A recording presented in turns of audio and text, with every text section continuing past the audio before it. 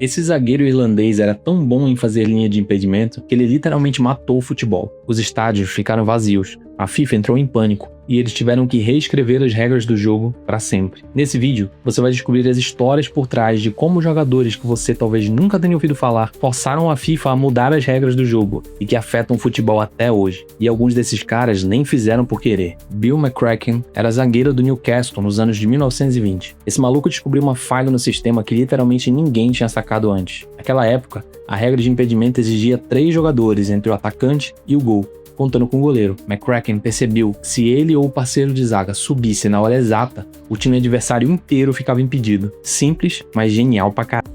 Só tem um problema gigante aqui. O futebol virou um tédio mortal. Os jogos do Newcastle era basicamente uma sucessão infinita de apitos. A bola mal rolava. E o pior é que os outros times da Inglaterra copiaram a tática, e o campeonato inglês virou uma choradeira desgraçada. A temporada de 24-25 teve média de 2,58 gols por jogo, que pra época era absurdamente baixa. Empate sem gol toda semana. A galera simplesmente parou de ir no estádio. A IFAB, que é o órgão responsável por criar, revisar e manter as regras do jogo de futebol, não teve escolha nenhuma. Em junho de 1925, mudaram a regra. Agora só precisava de 2 jogadores entre o atacante e o golo. E olha o resultado. Depois da alteração, a temporada seguinte teve média de 3,69 gols por jogo, um aumento de 43%. McCracken tentou quebrar o jogo, mas acabou mudando as regras para sempre. Até hoje, o impedimento é uma das regras que causa mais raiva no torcedor. E apesar de toda a tecnologia para ajudar a arbitragem, essa regra ainda poderia ser completamente repensada. Mas se você acha que isso foi violento, espera até ver o que aconteceu em 58, porque aí sim a coisa fica pesada. Nos anos 50 no futebol, você podia literalmente meter a porrada no goleiro sem dó nenhuma. Era super comum ver disputas de bola no alto, ombro a ombro com o goleiro.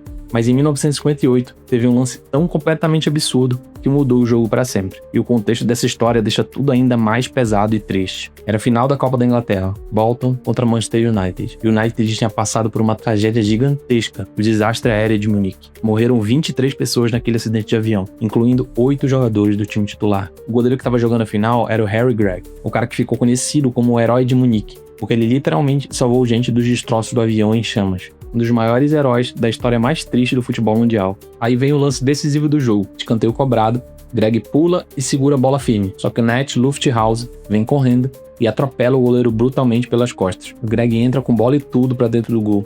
E ele fica meio apagado ali no chão. Adivinha o que acontece? O árbitro vai do gol. Era completamente legal na época fazer isso. Mas a imagem do herói nacional sendo brutalmente atacado daquele jeito chocou o mundo inteiro de verdade. A FIFA começou a mudar as regras aos poucos depois disso. Hoje em dia, se você só encosta no goleiro, já apita falta na maioria das vezes. Alguns goleiros se aproveitam disso até hoje. Lufthausen marcou um gol que virou símbolo de uma era que nunca mais voltou. Em 1966, aconteceu algo que nem a violência física conseguiu esperar. Um cara simplesmente se recusou a sair de campo por 10 minutos inteiros. E sabe o que isso criou? Algo que você literalmente vê em todo jogo hoje. Se você acha que o catimbo argentino é novidade no futebol moderno, você tá muito enganado mesmo. O cartão amarelo e vermelho nasceram por causa de um irmão. Isso mesmo.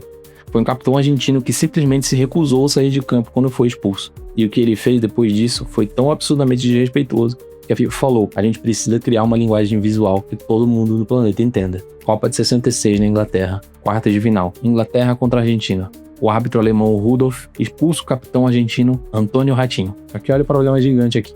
Não existia cartão em 1966. A expulsão era literalmente o árbitro falando: vaza daqui. Só que Ratinho não falava alemão e muito menos inglês. Então ele simplesmente se recusou a sair do campo, dando aquele migué clássico de que não entendia nada. Ele ficou lá exigindo um intérprete na cara dura. O jogo parou por 10 minutos inteiros. Quando ele finalmente resolveu sair, sentou no tapete vermelho da Rainha Elizabeth e ficou lá, torcendo as bandeirinhas do escanteio. Era um desrespeito gigante, tanto com a arbitragem quanto a cultura local. Foi aí que Ken Austen, chefe da arbitragem da FIFA, teve a ideia genial dos cartões. E essa história é muito boa. Ele estava parado no semáforo quando ele pensou: amarelo para tensão, vermelho para expulsão. Uma linguagem completamente visual e universal. Os cartões entraram oficialmente na Copa de 70, viraram padrão mundial.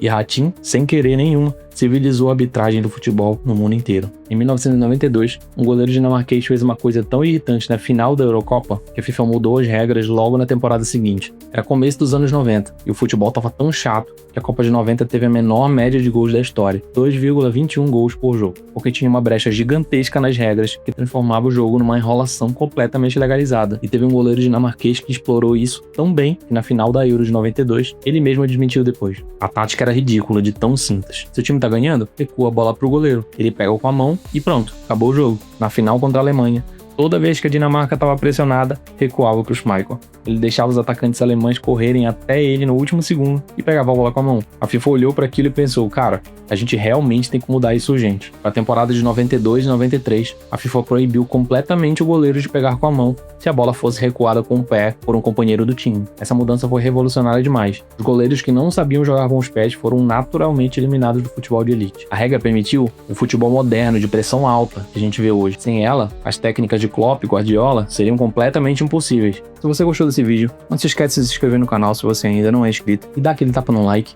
Assim eu consigo saber se vocês gostam desse tipo de conteúdo. Valeu, até a próxima.